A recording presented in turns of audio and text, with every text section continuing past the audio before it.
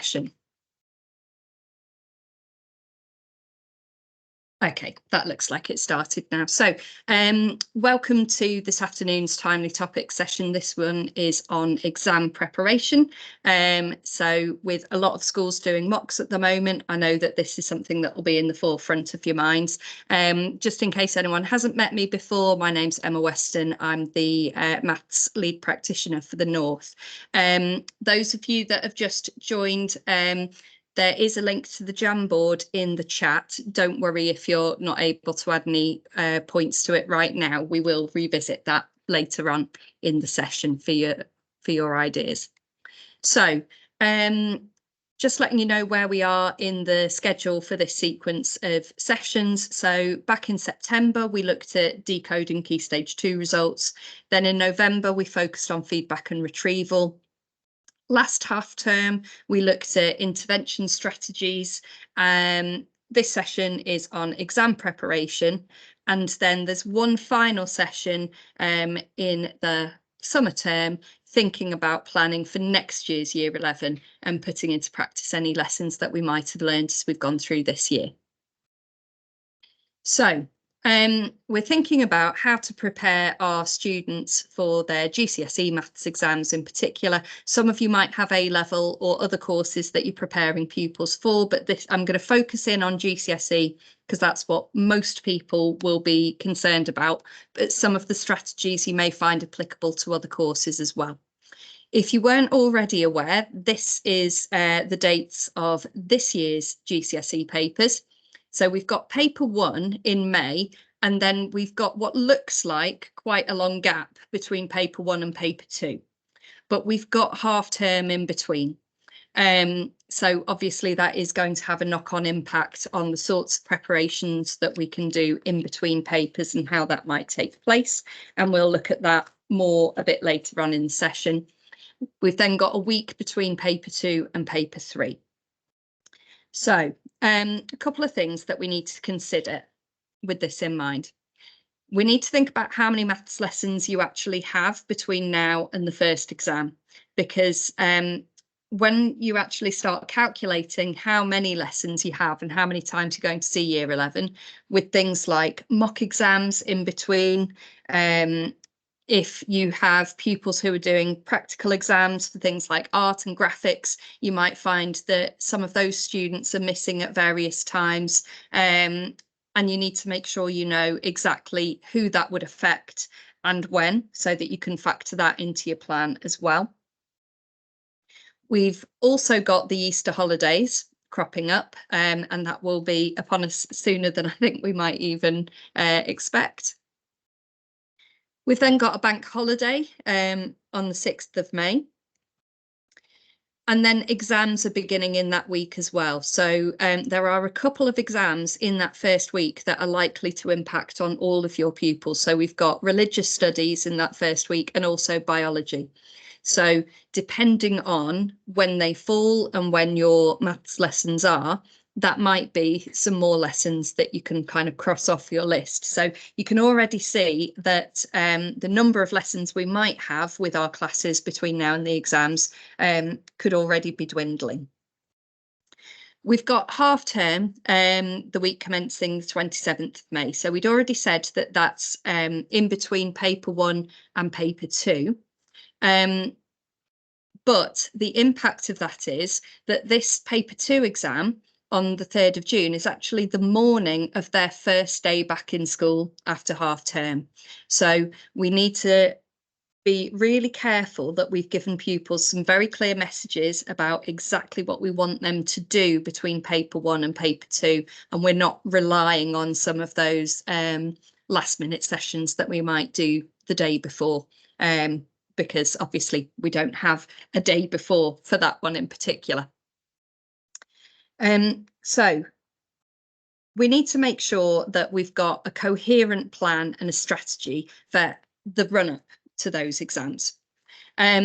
Obviously, schools are either in the middle of mock exams at the moment or probably have another set coming up.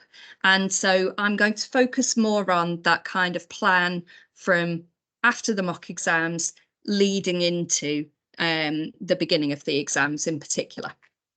And our plan needs to consist of a few different elements. So we've got the maths lessons, obviously, and we want to have a really clear structured plan for how those are going to run. But we've also got things like intervention or revision sessions, which might be taking place after school, or you might have some capacity within your team to run some interventions during the school day. Homework needs to be part of that plan as well. Um, Ultimately, if pupils are just relying on what they're getting from us in the maths lessons, they are putting themselves at a bit of a disadvantage compared to other pupils across the country.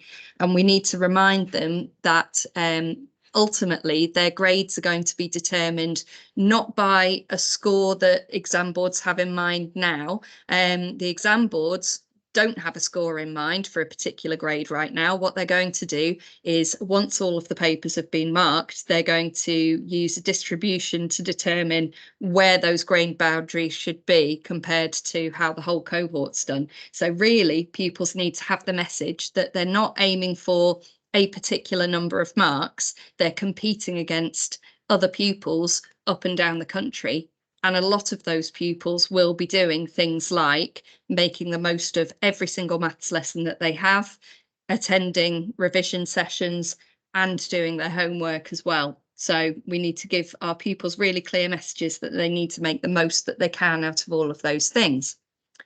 As we go through between now and the exams, so when I say assessment is part of the plan, I don't just mean mock assessments, and I also don't just mean doing practice exam papers. There are lots of other ways that we can use assessment in lessons and that pupils can assess themselves at home as well. So we need to give them a really clear message that assessing is actually a key part of how they learn. Now, this might be a message that you've been giving your pupils throughout their time with you from year 7, or it might be that now's a really good time to tell them the value of assessing and retrieval and making sure that they are putting themselves in that situation where they're increasing that retrieval strength, but also that they are making sure that they know every single question that they do, are they doing it correctly or not? Because if they are, brilliant. If they're not, this is the time when it's really key for them to know so that they can do something about it. And of course, we want them to be doing their own independent revision as well. But they might need some really clear guidance on what we actually mean by revision and what the key focus should be for them right now. Giving them QLA sheets doesn't necessarily give all of our pupils the clear information that they need, because for some that might indicate an awful lot of topics that they need to revise, and they might find that overwhelming and not know where to focus first. So couple that with some clear guidance. Ultimately, we need to think about how all of these aspects fit together, though, because there's going to be some key topics that you want to work on with pupils between now and the exam. And you need to think about what the best vehicle for that is. So it might be, for example, that there are some topics that you want to cover with them in maths lessons and then follow that up with some homework and maybe some kind of assessment to check how they've done on that. Or it might be that actually there are some topics where it's important for a few individual students to focus on it in their independent revision. And you might want to pepper it into some of your starters to keep it ticking over for the rest of the group, but it's maybe not a main focus. But you might want to consider which tool is the best job for the different topics that you're identifying. So that brings us, and the other thing to mention, sorry, is that alongside all of these bits of the plan, we've got some other, tools for support here. So I think most schools are using some sort of online platform now, whether it's Sparks or MathsWatch or Dr. Frost. but pupils are often using these for their homework. Make sure they know how to use it for their independent revision as well. A lot of schools might have given pupils revision guides, or they may have gone out to get them for themselves. Make sure that you're talking to them about how to make best use of these. It's not just a case of reading a guide and knowing how to do it. We want them to build in that testing process as they go along. Some of you might have parents' evenings coming up soon, or you might, your schools might be running maybe parent information evenings at a whole school level about how to revise. Whether they are or they aren't, some clear messaging and communication with parents and carers, particularly of your target cohort, making sure that they know exactly what you're expecting pupils to be doing and how they should be doing it. And a lot of our parents and carers really want to know what they can do to support pupils and to help them to do the best that they can. So making sure that we're keeping in contact and tool for support as well, alongside some of the pastoral systems in schools. So how much can we get form tutors on side, and making sure that they're reminding pupils when revision sessions are, or what they should be doing in their independent time outside of school. You may also have some capacity for mentoring of particular pupils. So maybe ones where you notice during the mock exam that they're feeling particularly stressed or anxious, and maybe they need some of that softer support to make sure that they're going to do themselves justice when it comes to the real thing. So there's a whole lot of different things that we need to consider, but lots of tools that we can use to support that along the way. Okay, so over to the Jamboard. So we need to think about how we decide which topics to prioritise in the build up to exams. So I will just pop that into the chat again.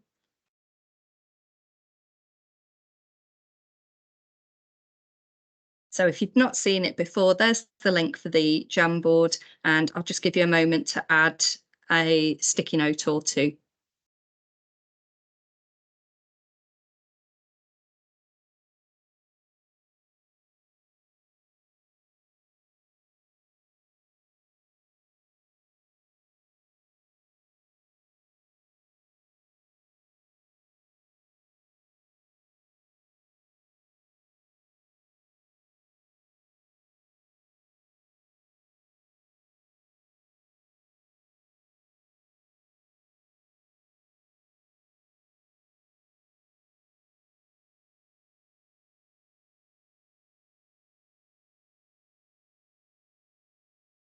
Okay, and I can see that we've got some ideas added into that already. So I'd anticipated that QLA would probably crop up, but I like that people are thinking not just about the most recent QLA, but also thinking about information they've had from previous mocks, tests, or previous years as well. Common misconceptions, and I'm going to link that with things they've been getting stuck on all year, and knowledge of the class's general ability, because those are sorts of things that we're getting from our general assessment of our classes as we're teaching them. QLAs are great, but they only tell us so much. They only tell us about that particular exam on that particular day. So there might be topics on there that the QLA shows they've done well on that particular question, but it's not the entire topic.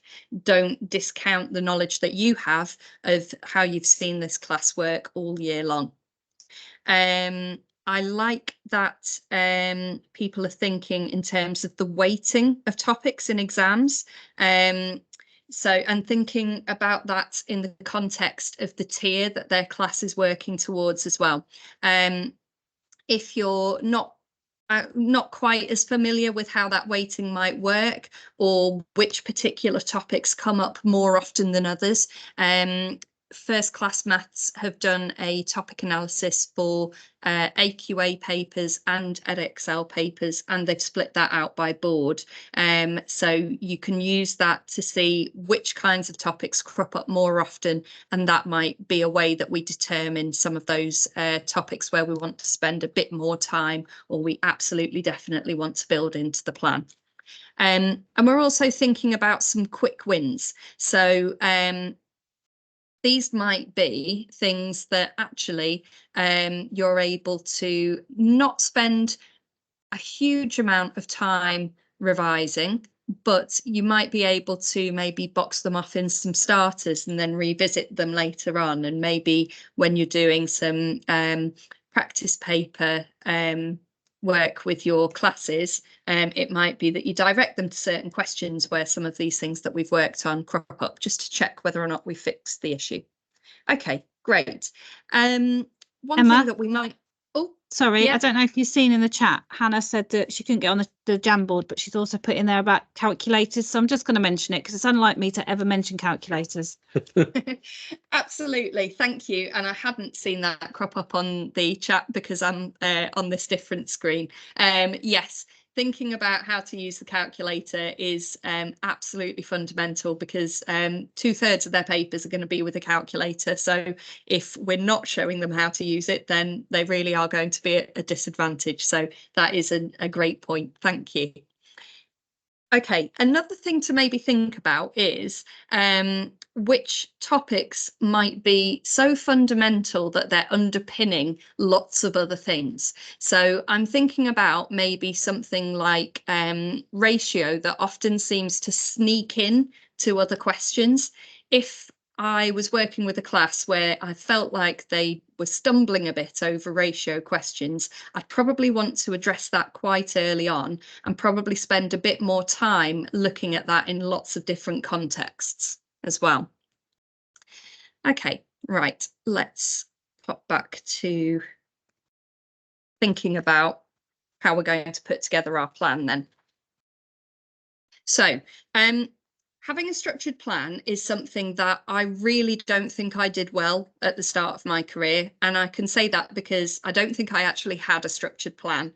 I think we worked through the scheme of work. When we got to the end of the scheme of work, we were into revision, and then things all got a little bit loose. And I was really not doing the right thing by my pupils at that point, I don't think, because lessons started to become, not as productive as they had been before. So obviously what I would be doing after I finished the scheme of work might be a little bit different, but I still need to have a really clear plan, and the pupils need to feel the sense that there's a clear plan so that they don't start going a little bit off the rails with it. Think about when your class actually will finish the main scheme of learning, or if you're someone who's leading a team, when are the different classes in your year 11 going to finish the main scheme of learning? Are there any things that you want to make sure that people really emphasize, or are there some parts where you want them to have seen it, but it's maybe a bit less important than some of these things that you're spotting they need to fix? What are the key topics that you want everyone to improve?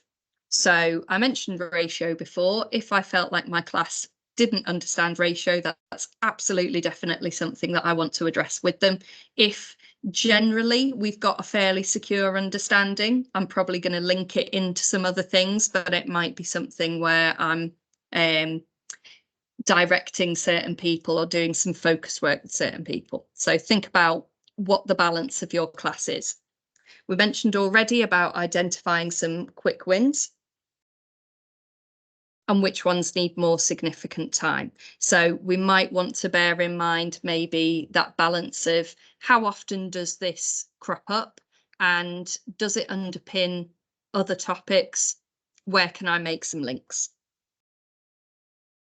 We'll have a look at some sequencing a bit later on, but we can also, now that they've seen all of the scheme, we can think maybe a bit more about how we're interweaving and about how we're bringing in lots of different topics together, because we know that that's how some of the exam questions are going to go, particularly ones that are worth lots of marks. So this is probably a time more so than in my teaching beforehand, where I might be using things like SSDD questions. So if I'm focusing on some data handling topics, one of the key problems for pupils is often to choose the right method for the question and making sure that they understand, okay, well, it says cumulative frequency. What does that actually mean, and what's that going to look like? And how is that different from a frequency polygon? So using a set of questions like this from SSDD questions, where they've got the same table each time, but they're needing to pick out the skill, this sort of time where I've finished off the main scheme and I'm focusing on revision is a time when I'm more likely to use something like this. Also, Interwoven Maths has lots of question sets where he links in a particular topic. So in this case, angles in polygons, but links it with lots of other topics and basically thinks about all the different ways that that could be assessed. So in my main teaching, this might be a bit much than I want my pupils to focus on all in one go, but now I'm into the revision phase, I'm much more likely to bring in resources like this. And we mentioned as well about assessment to reinforce learning. Now more than ever, Year 11s need to feel like they've conquered a topic. So say if we've spent a whole lesson revising, I don't know, let's go with trig. At the end of that lesson, or at some point during the lesson, I would want them to tackle at least one chunky marked exam question so that they can see how many marks they would get now and start to feel some of that success.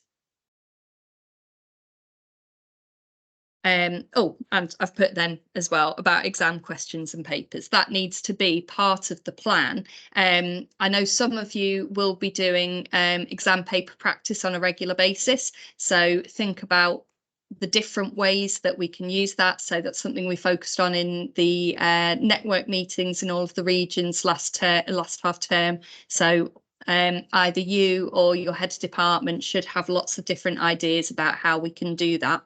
Make sure that you build that time into your plan. So I often call the plan between your mock exams and your final exams a run-in plan, because this is where we're thinking about that run-in to the final exams. Teaching should always really follow a bit of a cycle of finding out what pupils already can do, teaching them to build on that, practicing that, and then assessing it. And this is the same sort of process that we're going to follow here, except we're focusing on things that we have already taught them, but we know we're probably going to need to build on and improve. So we're assessing where our pupils are now in their understanding of that topic, reteaching them, because they're not going to be able to improve just by virtue of trying some questions, practicing it after that reteaching phase, and then assess again, see where they are now. Is this something where we've really secured their understanding? Is this something where we're going to need to do a bit more work? The QLA is not a plan. So your running plan is not just printing off your QLA and going through all of the red and amber topics. For starters, that's not going to necessarily cover the things that are the most important things for your class. It won't necessarily tell you everything in the spec that they need to have focused on, and it's not necessarily going to be sequenced in a way that makes sense. This is a time when pupils really need your expertise. So I mentioned before that my run-in to exams at the start of my career was probably a bit rubbish compared to what it would be like now. And part of that is because I expected pupils to be doing too much for themselves, I think. I felt like my work as a teacher was probably done because I'd shown them everything. but actually they still need your expertise as a teacher to be able to improve on things. And that reteaching part of it is so critical. That's something I really used to get wrong. Retrieval practice is absolutely vital to the run-in plan. So think about what you're going to retrieve and how that builds into your lesson. Is it the case that you want to retrieve some of those quick wins and find and fix there? Or is it that you're retrieving some of the earlier phases of the topic that you want to focus on, and you're using that as an opportunity to see where in that topic you're needing to start that reteaching from? And I'll go into that a little bit more a bit later. We're not starting from scratch because they have seen it before, so we don't necessarily need to start from the beginning of a topic, but we do want to give them plenty of practice and building that up.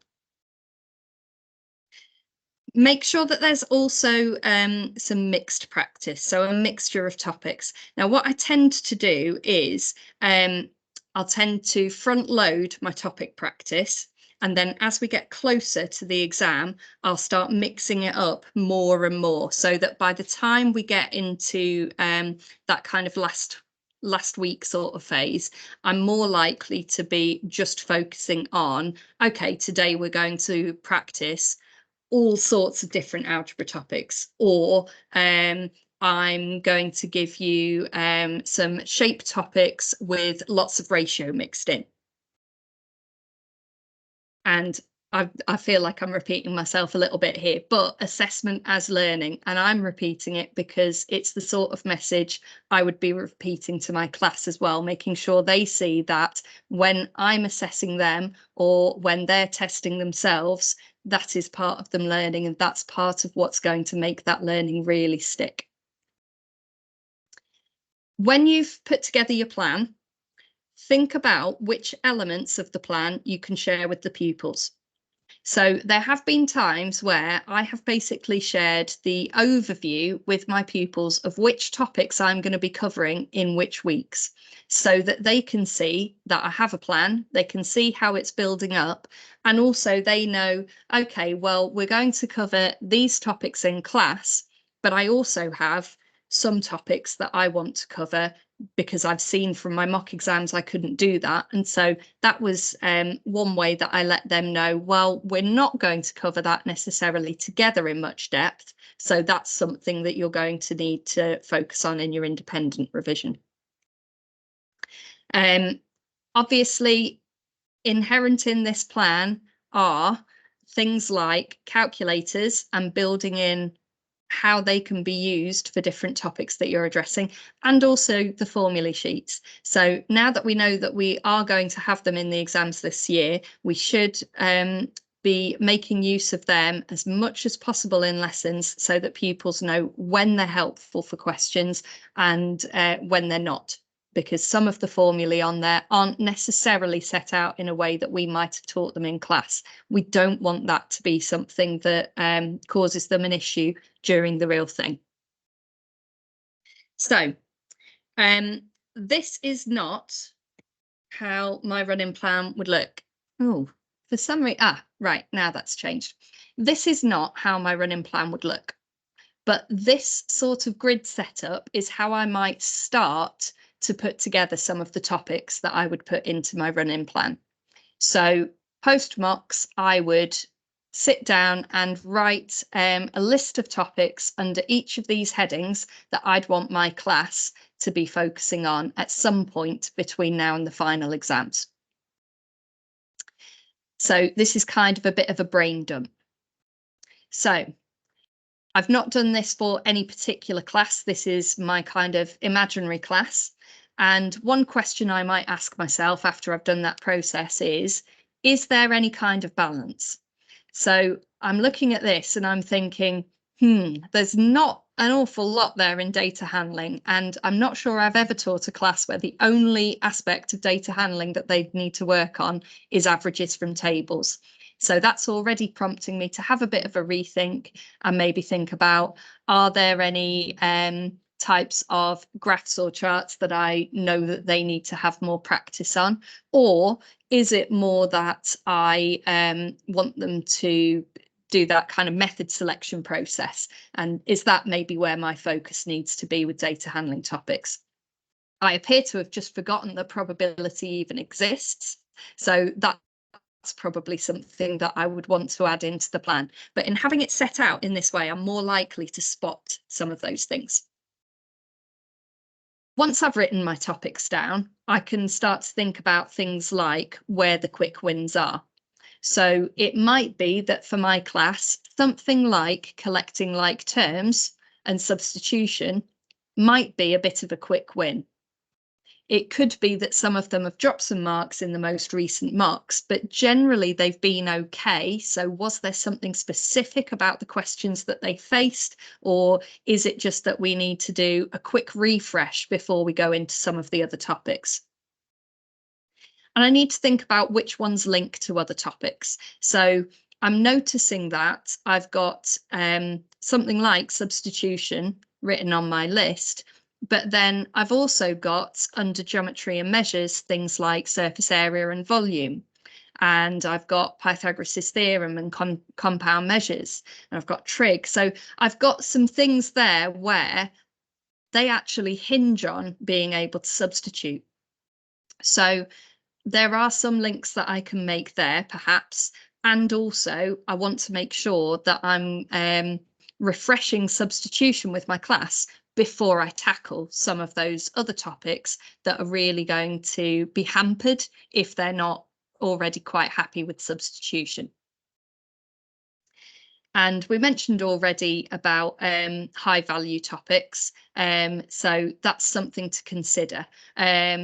Is it going to be worthwhile spending loads of time on exact trig values, for example, with a foundation tier group, when that is not likely to be as high value as something like, say, forming and solving equations?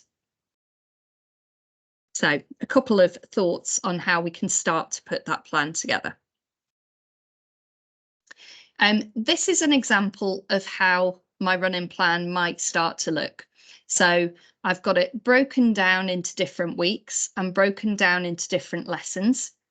A couple of things that I like about this running plan is that they're linking it into particular exam questions where their students have been unsuccessful before and they know that they want to then bring that back in.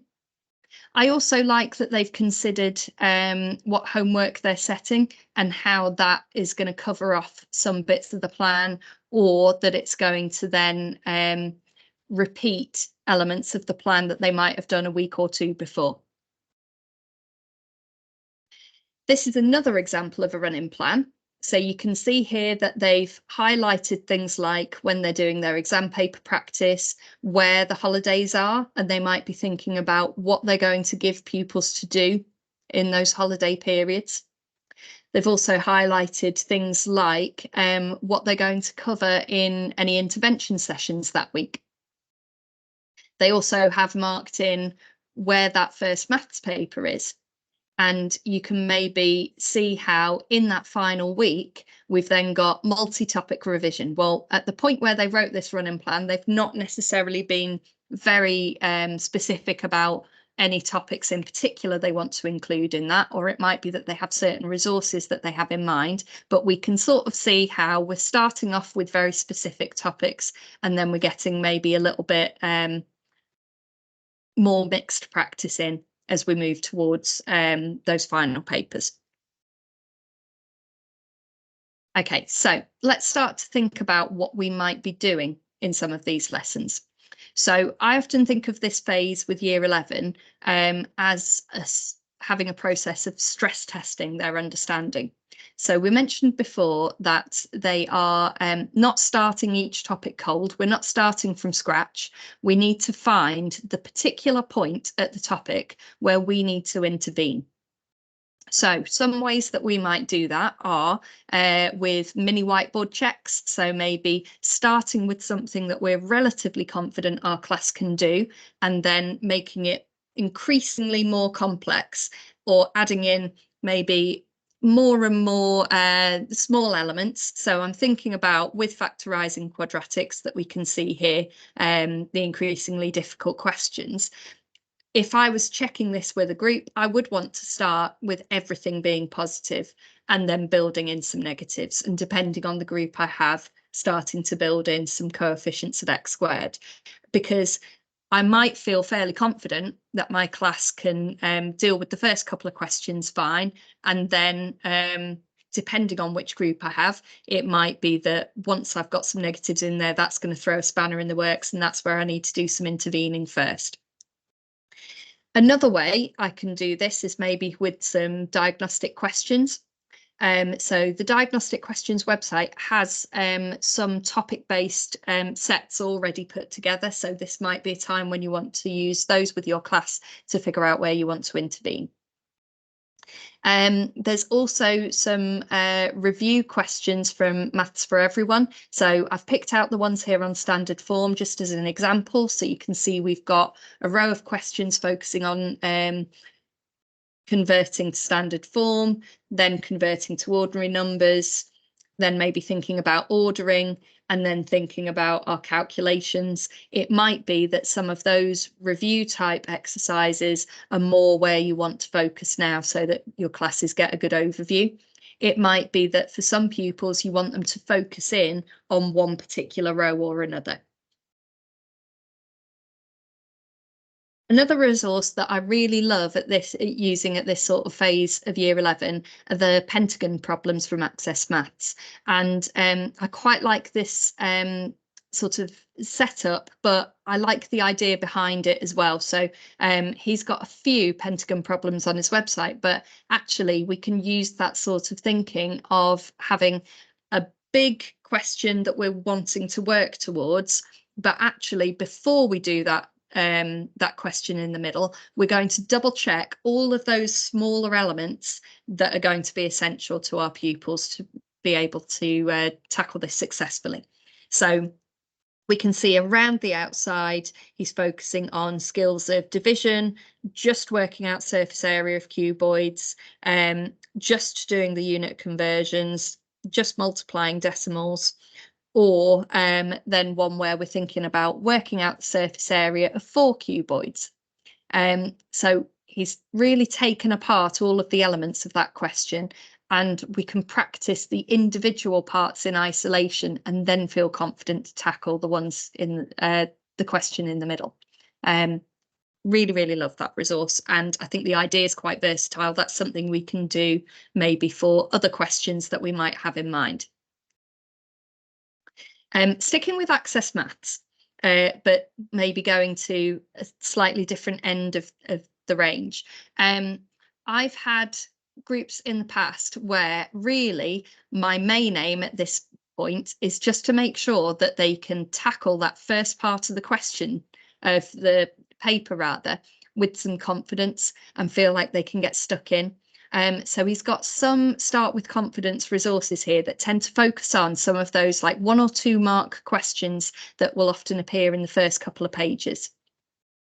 Another resource that does this sort of thing, but is a bit more, well, there's more of them because they will automatically regenerate, but also we can adjust the level of difficulty. The 1 Mark Wonders section of MathSpot does a similar job. So this might be one way that you think about making some of your starters, maybe sometimes for year 11. But yeah, making sure that whichever paper they're doing, they're able to tackle those first few pages confidently and accurately is really key. Also on MathSpot are these question generators for exam style questions. And I've used these before in, well, the first time I really used them much was a lesson where I had only a handful of students because most of my class was doing their graphics exam. And actually what we started off focusing in on some topics that I knew I wanted to brush up with them. And I would model the one on the left, they would have a go at the one on the right on their mini whiteboards. And as we sort of had done a couple of these, we ended up picking a few more topics, and they would have a go at the one on the left, and then I would fix some of the problems. And actually we ended up tackling lots of different topics in this way, and they really improved their confidence as we went through that process. Now, I wouldn't necessarily have done it for quite so long had I had the full class, but if there's particular topics where you feel like some exam style questions and a bit of an I do, you do type approach might work, then this is really handy. So I've given a few examples of some things that I might use, but if we go back to the Jamboard, if you could add a couple of your ideas for some of your websites that are real go-tos for maths revision, if you could pop those on, that would be great.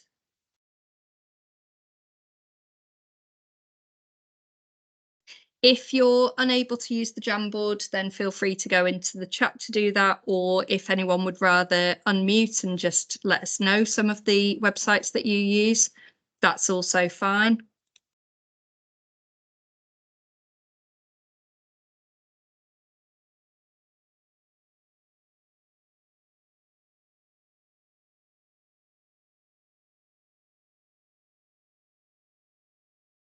So I can see some suggestions from Hannah in the chat. Corbett Maths, yeah, that's often one of my go-tos all year round. Complete Maths as well. I'm wondering if which bits of that you're using. Dr. Frost Maths is absolutely fantastic. One bit of Dr. Frost that I particularly like using at this stage is the full coverage resources, especially for higher tier. It's really helpful for them to see lots of different exam questions on the same topic, but kind of covering a lot of variation. Oh, so the MathsWatch 6-week revision plan.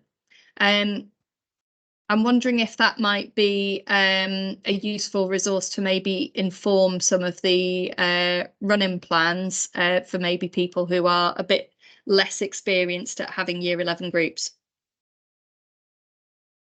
Ah, great. So Hannah's saying with complete maths, setting specific topics or aiming for grade, whatever questions. So yeah, this is a good way to make use of some of those online platforms.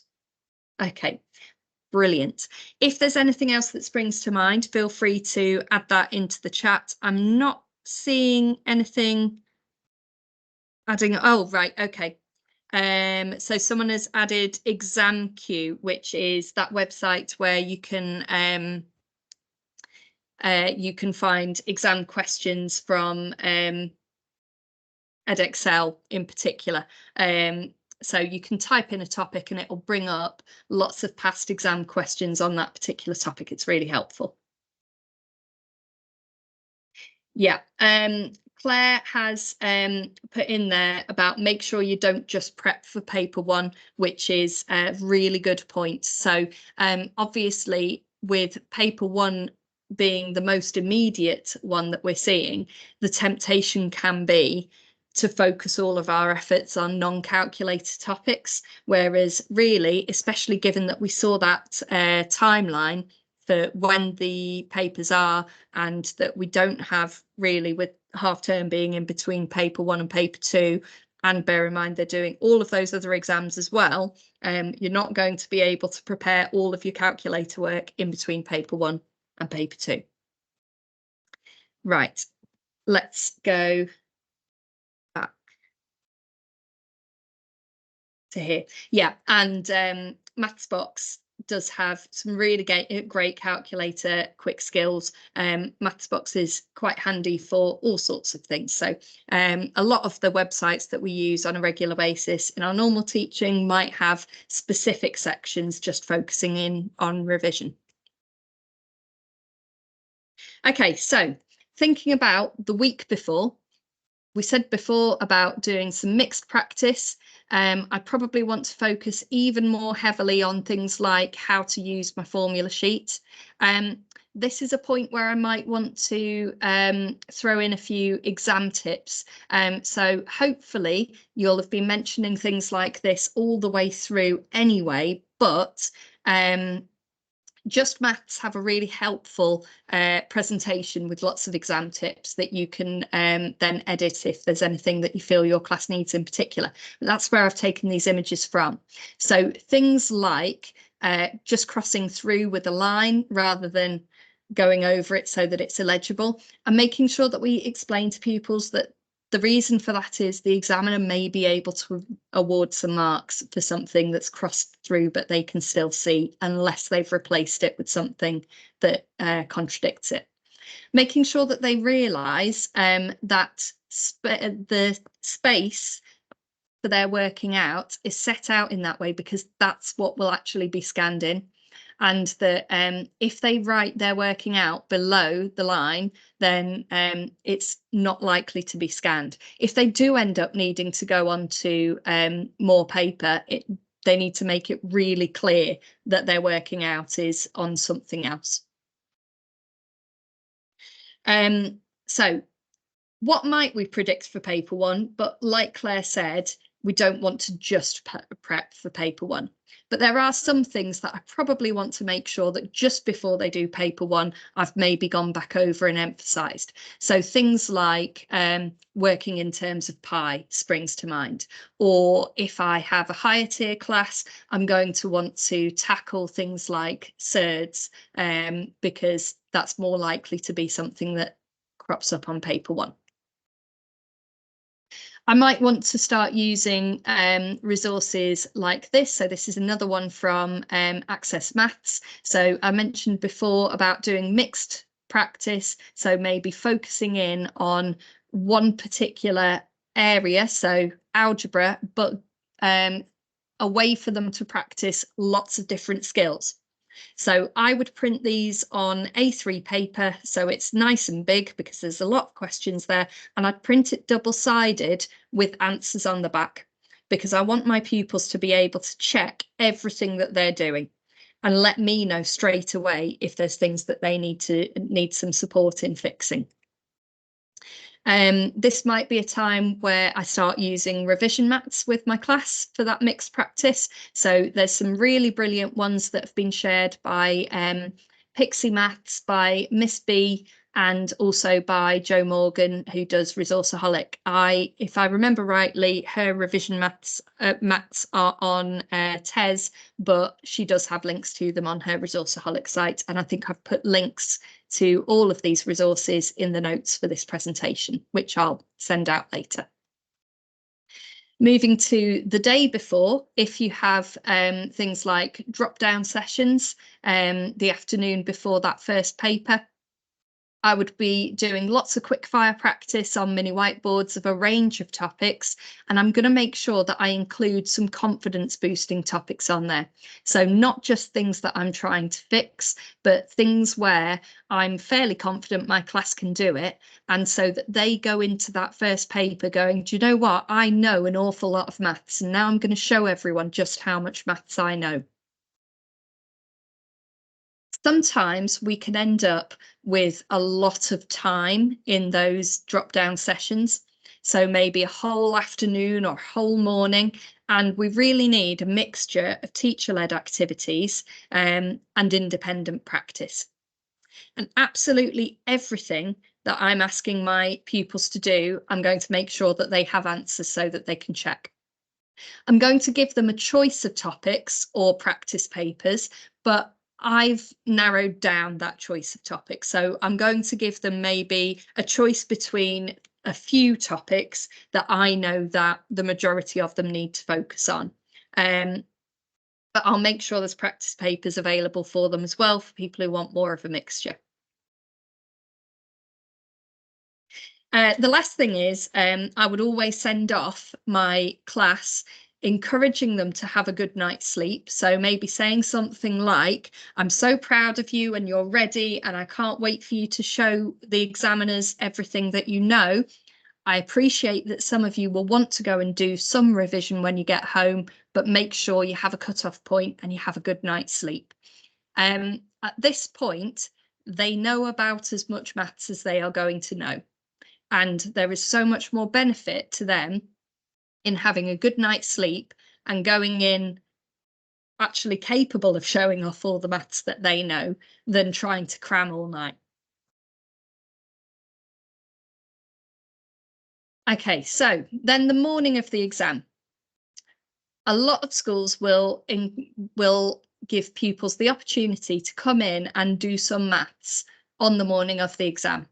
And I'm not saying that that's a bad idea. I think for some pupils, it's quite reassuring to be able to sit with their teachers before they go into their exam, ask a few last minute questions and maybe get their eye in with a few maths topics. But think about what you're hoping for. I would rather that my pupils go into the exam feeling like the student up the top than the student on the bottom looking already worn out and feeling a bit overwhelmed. So I would have some breakfast warm-up resources available for them, again, with the answers printed so they can check, but that's kind of more just there for pupils to maybe get a little bit settled. I don't want them feeling like they're needing to do loads of maths before they go in. I want them to use up all their maths power in the exam, not before. But I might maybe give them some key messages and some motivation. So in terms of some exam logistics, I've put this here because I'm sort of thinking about that run into the exam, but some of these you'll probably want to be considering now, actually. So think about the equipment that students have in the exam. What calculators are they using for the exam? And are they the same as the ones that they've been using in class? Because if they're not, I really want to make sure that I do something about that now. I want them to feel confident in how to use the calculator they're going to have for their exams. Likewise with protractors. If I'm using 180-degree protractors in class, but then any exam packs have 360-degree protractors, that's putting in an unnecessary barrier, and vice versa, of course. Tracing paper. Often, other exam equipment might be put out in advance of the day. Tracing paper tends to be left until right before the start of the exam because exams officers know that it can end up floating all around the exam hall.